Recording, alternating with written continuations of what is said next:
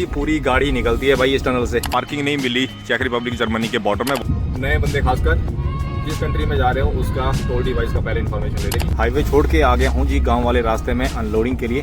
Okay किया और ये प्लेसेस पे आ गए भाई। ओके किया और इस पे नीचे जाइए, देखिए बिगन प्लेस। तो भाई ये कंट्री बिगन हो गया है। फोर्कलिफ्ट वाला लग गया है भाई साहब और मुझे बोला है कि गाड़ी में बैठिए भाई। ऐसे बेल्ट मारनी पड़ेंगे। हाइट वाला माल एकदम ऊपर देखिए छत को लग रहा है। हेलो एवरीवन, गुड मॉर्निंग, नमस्ते, सलाम, आदाब, सत श्री अकाल। तो क्या हाल चाल, उम्मीद है भाई सब ठीक होंगे।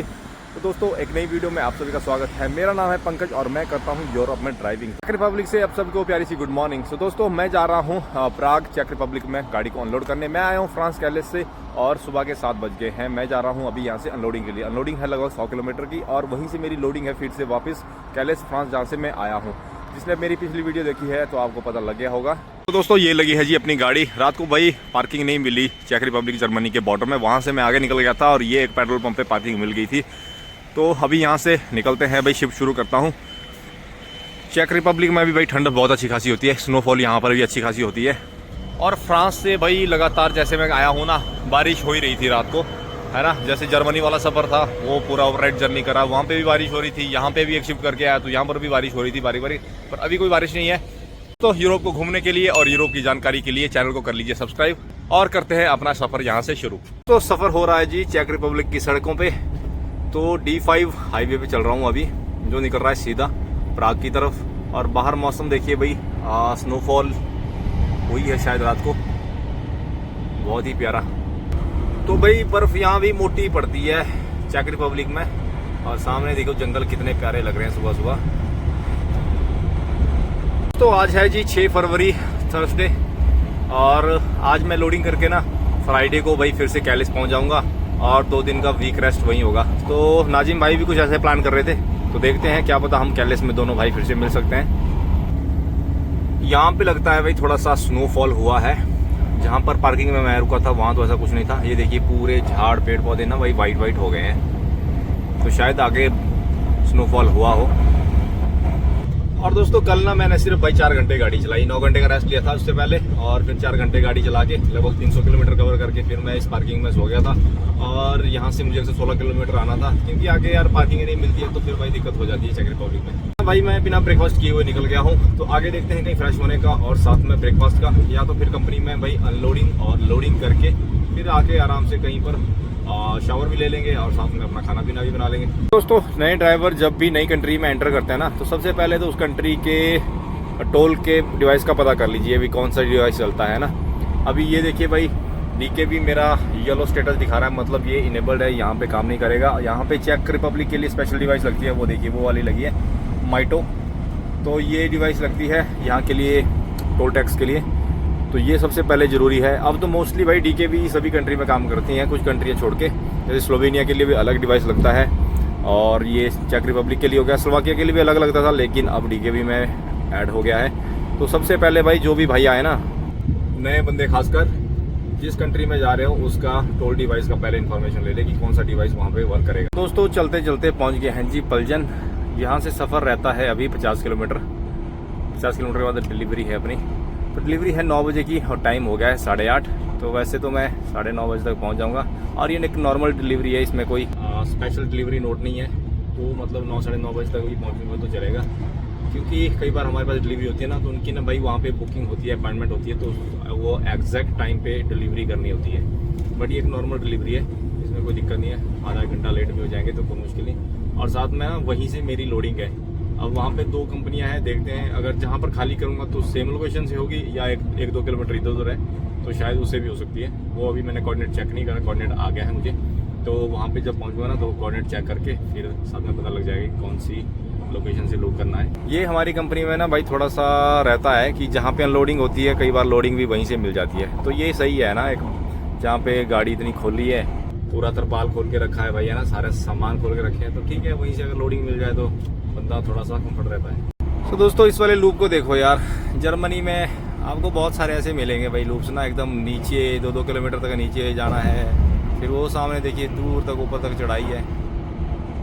ऐसी जगहों में ना ड्राइव करने का बहुत मज़ा आता है यार। जर्मनी में तो बहुत ज़्यादा ही मिलेंगे भाई आपको ऐसे।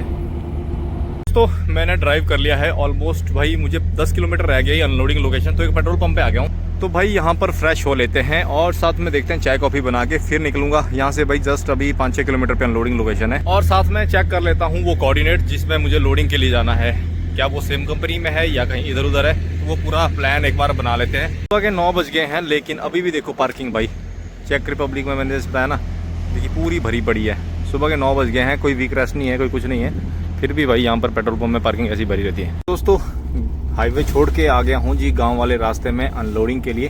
तो ये रास्ता जा रहा है, बस यहाँ से अभी 2-3 किलोमीटर रहती है अनलोडिंग यार, छोटा सा रास्ता है। सो देखते हैं कहाँ पे है अपनी अनलोडिंग लोकेशन। तो ये आ गई जी अपनी गाड़ी अनलोडिंग लोकेशन पे। ये माल है भाई सेंट गोबिन का, तो यहाँ पर अनलोड होगी और मुझे ये साइड से भी खोलनी है, यहीं पे अनलोड होगी। और यहाँ से ना 5 किलोमीटर पे भाई वो लोडिंग है, सेंट गोबिन से ही लोडिंग है। तो यहाँ से 5 किलोमीटर दूर जाना है और इन्हीं का ही माल करेंगे लोड। तो भाई फटाफट खोलते हैं अब अपना पर्दा और उतारते हैं माल, चलते हैं नई लोडिंग के लिए। तो दोस्तों अनलोडिंग हो गई है शुरू। ये देखिए भाई पीछे फोर्कलिफ्ट वाला लग गया है भाई साहब, और मुझे बोला है कि गाड़ी में बैठिए भाई, बाहर सिक्योरिटी रीजन से खड़े नहीं होना है। मुझे बोला है कि गाड़ी पर ही जब ज़रूरत होगी तो वो बाहर बुला लेंगे। तो भाई ये भी गजब का सिस्टम है।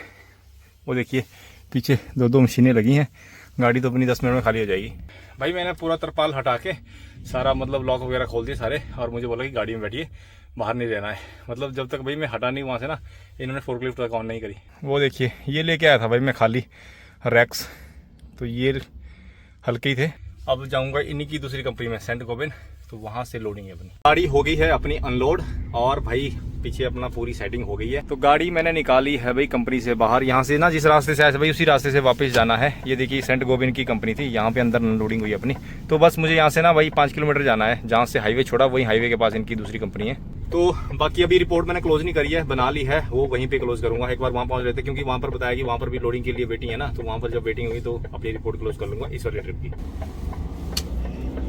चलो बढ़िया था भाई, गांव का रास्ता था छोटा छोटा, लेकिन अपनी गाड़ी आते कोई अनलोड होगी। चलो बढ़िया हो गया। और साथ में देखते हैं वहाँ पे ब्रेकफास्ट वगैरह कर लेंगे, ज़्यादा अगर वेटिंग रहेगी तो साथ में है ना ब्रेकफास्ट करके फिर निकलेंगे भाई वापस कैलिस। इस वाले रास्ते से आया था मैं भाई। यहाँ ऊपर आपको ना एक टनल बताता हूँ, बड़ी खतरनाक सी टनल है यहाँ पे, बहुत ही ज़्यादा छोटा रास्ता है। तो ये ना भाई एक रेलवे क्रॉसिंग है यहाँ पे। यहाँ पे ना कई बार ऊपर से भी गाड़ियाँ आती हैं। ये देखिए टनल देखो भाई, यहाँ पे एक बार टनल देखो, पूरी गाड़ी निकलती है भाई इस टनल से। जब मैं आया था ना तो भाई एकदम से टनल देखी, यहाँ पे कुछ साइन बोर्ड भी नहीं था, तो भाई एकदम से ना इस टनल पे एकदम पूरा गाड़ी को आगे से लेके निकालना पड़ा। ये बीच का एक खुफिया रास्ता है, इसमें नो एंट्री भी नहीं है, लेकिन गाड़ियाँ भी आ रही हैं। तो ट्रक तो मेरे को नहीं मिला, लेकिन मैं अपनी गाड़ी इसी रास्ते लेके गया, क्योंकि मेरे दोस्त पहले यहाँ पे आए हैं। नाजिम भाई से भी बात हुई थी, उन्होंने बताया कि वो पहले इस कंपनी में आए हैं अनलोडिंग के लिए, तो वो यहीं से आए थे। तो बस उन्हीं की रिकमेंडेशन पे मैं इस रास्ते पे आ गया था। और भाई जब ये टनल दिखा ना तो एकदम मतलब क्या ही बताऊँ, शॉक हो गया। तो भाई वहाँ से ना 5 किलोमीटर आने के बाद ये आ गई अपनी लोडिंग लोकेशन। यहीं से गया था भाई मैं, इसी रास्ते से आ गया था। तो ये है लोडिंग लोकेशन। तो यहाँ लेके चलते हैं गाड़ी अपनी और देखते हैं अभी कहाँ पे लोडिंग वगैरह होगी, क्या सीन है इसमें। तो ये पहुँच गया हूँ जी लोडिंग लोकेशन में, वहाँ पर अपनी गाड़ी लगी है पीछे की लोडिंग के लिए। तो ये एक और कंपनी है यहाँ पर रेवन। तो ये सिक्योरिटी पोस्ट पर खड़ा हूँ, अभी एंट्री हो रही है अभी अंदर जाने की। फिर यहाँ पे लगी है भाई अपनी गाड़ी की लोडिंग के लिए। तो ऐसे बेल्ट्स मारनी पड़ेंगे, हाइट वाला माल एकदम ऊपर देखिए छत को लग रहा है, और अपने को बोला है वेट करने के लिए। तो दोस्तों गाड़ी लगी है जी लोडिंग पे। तो तरपाल मैंने खोल ली है और इसमें लगेंगी भाई 6 बेल्टें। पहले जो गाड़ी लोड हो रही थी ना उसमें भी 6 बेल्ट्स लगी हैं, तो इसमें भी 6 बेल्ट्स लगेंगी अगर वही लोड हुआ तो बेल्टें वगैरह रख लेता हूँ निकाल के। तरपाल खोल दी है, अब करते हैं फटाफट लोड। भाई भूख लगी है, लेकिन इन्होंने बोला था कि गाड़ी में वेट करना, उस चक्कर में कुछ खा नहीं पाया। तो बस लोडिंग फिनिश करके ना फिर पहले कुछ खाने को बना लेंगे। तो 1.5 घंटे की मेहनत के बाद आपके भाई की गाड़ी लोड हो गई है। तो भाई लोड करके गाड़ी को कर लिया है यहाँ पे पार्क, तरपाल वगैरह सब कुछ सेट कर दिया है, सारी गाड़ी को भाई पैक कर लिया है पूरा। अब देखते हैं सील मिलती है या नहीं। चलते हैं ऑफिस में, डॉक्यूमेंट लेके आता हूँ। ये देखो भाई गाड़ी एकदम सेट वेट हो गई है अपनी भाई। बाकी तो सब ठीक है, पर इस काम में ना थोड़ी मेहनत लगती है भाई। जब बेल्ट मारने हैं ना एकदम हाथ भाई खींच जाते हैं पूरे। अब लग रखी है भूख, सुबह से कुछ नहीं खाया है। अब आगे निकलते हैं कहीं पेट्रोल पंप पे, अगर तो नहाने को मिल गया तो ठीक है, वरना नहाना होगा अब जाके कैलिस में, क्योंकि कैलिस जाना है। आज रात का स्टे लूँगा, कल वहाँ पर पहुँच जाऊँगा। तो निकलता हूँ, कहीं पंप पे रुकते हैं और बनाते हैं कुछ अपना ब्रेकफास्ट लंच। तो गाइस इसी पार्किंग में खाना पीना कर लिया, डॉक्यूमेंट मिल गए हैं भाई। दोपहर के 3 बजने को आ गए हैं और अब यहाँ से कर रहा हूँ अपनी शिफ्ट शुरू।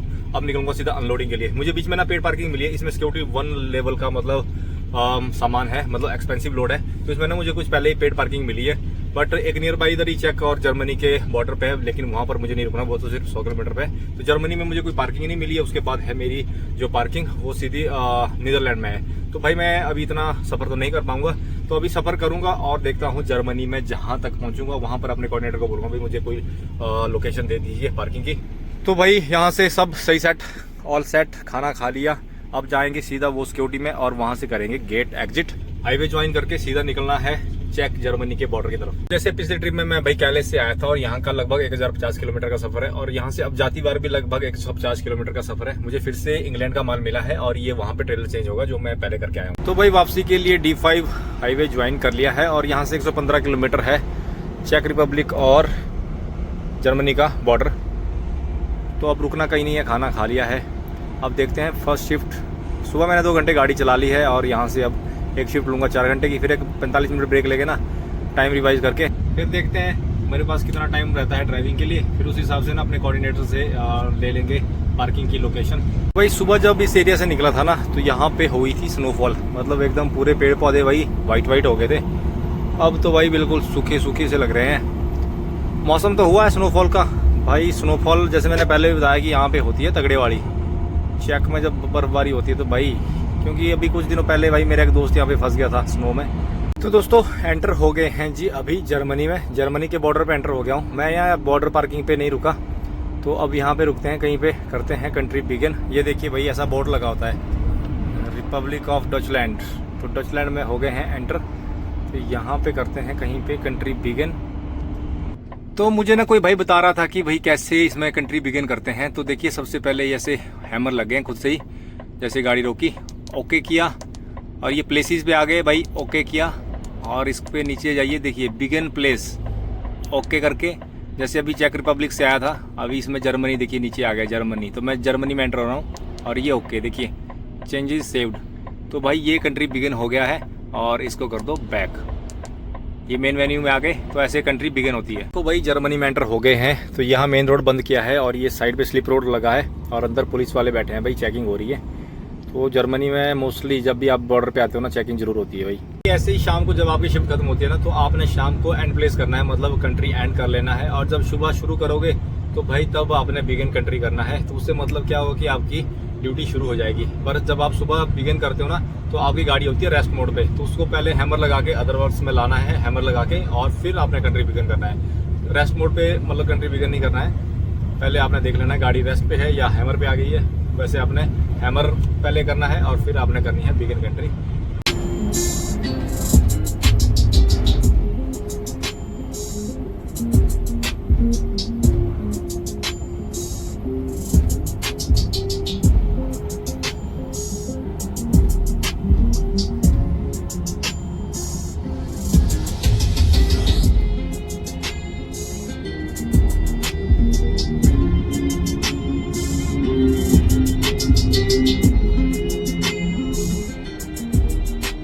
दोस्तों वहां से कंटिन्यू ड्राइव लिया अभी 4 घंटे का और अभी रुका हूँ 45 मिनट की ब्रेक के लिए। अब यार फटाफट कॉफी बनाता हूँ, आज दिन भर में भाई कॉफी नहीं पी है, तो कॉफी बना लूंगा और यहाँ से देखता हूँ कितना टाइम मिलता है ड्राइविंग का। लगभग 3 घंटे का टाइम मुझे और मिलेगा। तो अब अपने कोऑर्डिनेटर को भी साथ में मैसेज कर लेते हैं कि भाई कहीं पर पेड पार्किंग आगे मतलब मुझे दे, है ना। तो वहाँ पर फिर रेस्ट करके कल सुबह बाकी रिमेनिंग किलोमीटर करूंगा। तो अभी सफर रहता है लगभग 650 किलोमीटर का, 650 नहीं मतलब 700 किलोमीटर है। नीदरलैंड से होके जा रहा है ना, टैब वाला दिखा रहा है वाया बेल्जियम होते हुए, और जो मेरा कंपनी के फोन से है ना मेरा जो रूट बता रहा है, ठीक है। तो वैसे मुझे नीदरलैंड में मिली है एक पार्किंग एंड वहां तक तो पहुंचना इम्पॉसिबल है, तो अब जर्मनी में कहीं ले लेंगे पेड पार्किंग। जर्मनी में यार सबसे बड़ी बात है भाई कंस्ट्रक्शन की। 3 नंबर रोड पे चल रहा हूँ और भाई इसमें ना कंस्ट्रक्शन है, बीच में 70 की स्पीड 80 की स्पीड से, है ना। ट्रैफिक है, सिंगल लेन में रोड बन जाता है एकदम हाईवे में, तो उसमें क्या है कि फिर लाइन के पीछे लगे रहना पड़ता है। ये देखो बाहर भाई यहाँ पे भी कंस्ट्रक्शन ही लगा हुआ है, यहाँ पे भी सिंगल लाइन चल रही है, तो ऐसी दिक्कत हो जाती है। यहाँ पे एक पेट्रोल पंप की पार्किंग में आया हूँ। सो दोस्तों वंस अगेन आपका भाई आ गया है जी भाई हाईवे पे। 45 मिनट की ब्रेक अपनी हो गई है कंप्लीट और मुझे मिले हैं लगभग भाई 2.5 घंटे ड्राइव के लिए। तो मतलब इसमें मुझे ना 1.5 घंटे चलाऊंगा। अभी मैसेज कर दिया है डिस्पैचर को कि भाई कोई पार्किंग दे दे। अब उसका रिवर्ट नहीं आया, कोई पार्किंग मिलेगी तो ठीक है, वरना करना पड़ेगा कॉल भाई उसको कि कोई पार्किंग दे दे। अगर पार्किंग दिया तो ठीक है, नहीं तो कि पेट्रोल पंप वाली देख लेंगे जगह। मेरे पास भाई सिक्योरिटी 1 का मटेरियल है, एक्सपेंसिव लोड है, लैंड रोवर जगुआर का मटेरियल पड़ा है भाई। सो देखते हैं दोस्तों। ये है जी सामने फ्रैंकफर्ट का एयरपोर्ट, जर्मनी का बहुत बड़ा एयरपोर्ट है भाई। फ्रैंकफर्ट लगभग क्रॉस कर लिया है और अब देखेंगे पार्किंग। अब अपने पास भाई 1 घंटे 11 मिनट का ड्राइव टाइम रह गया है और उसके बाद देखिए 9 घंटे की रेस्ट शो कर रहा है। तो भाई बस अब जो भी नियर बाई पार्किंग आ रही है अब वहीं पर पार्क करेंगे। तो कोऑर्डिनेटर ने बोल दिया भाई, कोऑर्डिनेटर से बात होगी, बोल दिया कि भाई जो भी आपको पार्किंग मिलती है आप लगा सकते हो, थोड़ा सा बस सेफ जोन देख लेना। तो इसमें ज़रूरी नहीं है कि पार्किंग में जाना पड़ेगा, पेड पार्किंग में जर्मनी में हम कहीं भी लगा सकते हैं। फ्रांस बेल्जियम में अगर हो तो भी पेड पार्किंग बोला है। तो ये देखिए भाई, ये सारा एयरपोर्ट का एरिया है, फ्रैंकफर्ट एयरपोर्ट का एरिया। तो देखो भाई कैसी ऊंची ऊंची इमारतें बनी पड़ी हैं और ये वाली बिल्डिंग तो बहुत ही खतरनाक है भाई, पहले भी मैंने वीडियो में बताई है। ये पूरे टर्मिनल बने हैं भाई, एक तरफ इंटरनेशनल है और एक तरफ है लोकल। तो भाई ये वाला शायद इंटरनेशनल हो सकता है और ये होगा may be domestic. Bus city cross करने के बाद जो भी अब रेस्ट प्लाजा आएगा या भाई कोई भी पार्किंग आती है अब वहीं पर देखते हैं पार्किंग मिले और अपना काम बन जाए, नहीं तो बाबू भैया फंस जाएंगे। बाबू भैया ये देखिए ट्रेन भी जा रही है भाई बाहर, सारी कनेक्टिविटी है भाई एयरपोर्ट से, ट्रेन वेन ये वो सब मिलेगा। तो दोस्तों वहाँ से भाई 2.5 घंटे की कंटिन्यू जर्नी के बाद ना भाई ये जर्मनी का रंडी रोना ख़त्म नहीं होता है भाई। 4-5 पार्किंगें देखी फ्रैंकफर्ट को क्रॉस करने के बाद, जितनी भी पार्किंगें थी ना सब में घुसा, कहीं भी पार्किंग नहीं मिली। और भाई आप यकीन नहीं करोगे, लास्ट 2 मिनट में मैंने यहाँ पे गाड़ी खड़ी करी है, एक पार्किंग में पहुँच गया हूँ। यहाँ पर भाई बाई चांस एक स्लॉट मिल गया अपने को पार्किंग का और इसमें पार्क कर लिए गाड़ी। भाई लास्ट 2 मिनट रहते थे, या तो मुझे फिर ओवर ड्राइव करना पड़ता, मतलब मुझे टैको से प्रिंट निकालना पड़ता। बट किस्मत अच्छी रही भाई, 5-6 पार्किंगों को तलाशने के बाद लास्ट में इस पार्किंग में अपने को जगह मिल गई है। तो यहाँ पर सबसे पहले कर रहा हूँ खाना तैयार, क्योंकि यार भाई दिन में भी आज मतलब खाना नहीं खा पाए थे, तो वहाँ पर छोटा मोटा जो भी नाश्ता पानी हुआ था। तो अभी खाना कर रहा हूँ गर्म, खाना खा के जाऊँगा सो। 10:30 हो गए रात के और सुबह भाई जब मेरी 9 घंटे की होगी रेस्ट कंप्लीट तो फिर करेंगे अगला सफ़र शुरू। कल मुझे लगभग 500 किलोमीटर रहेगा कैलिस पहुँचने के लिए। सो कल थोड़ा सा कंफर्ट रहेगा ड्राइव। सो दोस्तों जर्मनी में यार भाई बिल्कुल भी आसान नहीं है। अगर आप मतलब 5-6 बजे के बाद पार्किंग ढूंढे हो ना, चेक में भी वही हाल है। मतलब जो मेन लाइन्स होती है ना भाई उनमें तो ट्रैफिक इतना ज़्यादा रहता है, मतलब पार्किंग ही नहीं मिलती है ना। इस चीज़ में फ्रांस में बढ़िया है, बट फ्रांस में भाई चोरी का डर रहता है। फ्रांस स्पेन है ना, इटली में भी पार्किंग मिल जाती है, बट फ्रांस में डर रहता है चोरी का। इटली कुछ महीनों में सिक्योर है, लेकिन यहाँ पर पार्किंग ही नहीं मिलती है। तो ये सब भाई ऐसा ही है, जो मिला जुला काम।